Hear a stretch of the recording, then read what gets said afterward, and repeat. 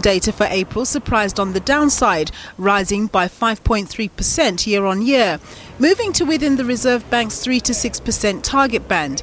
And the bank says it expects inflation on average to remain within the target band over its 12 to 18-month forecast period.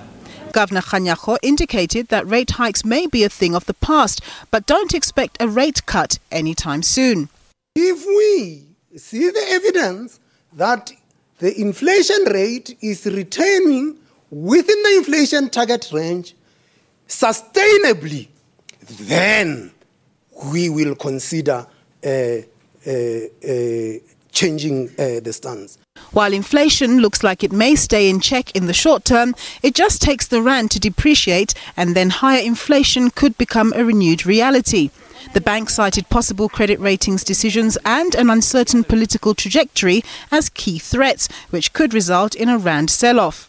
If we had to see a situation in which, the coalition or the movements in the Blue Party don't do enough to basically change government's trajectory, we could see, for instance, regarding the Eskom situation, there's talk about the size of that nuclear build being something like R1 trillion. We're talking 20,000 rands per person, every man, woman and child in this country, in additional debt.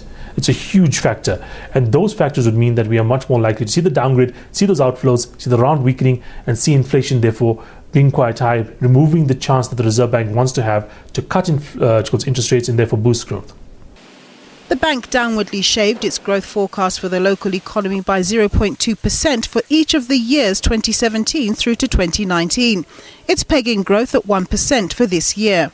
Mining and agriculture are providing us with an uplift at the moment, but the underlying performance of this economy, retail, manufacturing and financial activity, is especially weak, and it looks and it feels like it's getting weaker. And when I think the Reserve Bank sees that data, it's forced to revise down its growth estimates. Ratings agencies are demanding to see evidence of economic growth, but it's looking elusive. In a matter of days, Moody's will decide on the country's sovereign credit rating. A negative decision could see recent rand gains reversed, with the inflation outlook deteriorating all over again. Nompumelelo Siziba, SABC News, Johannesburg.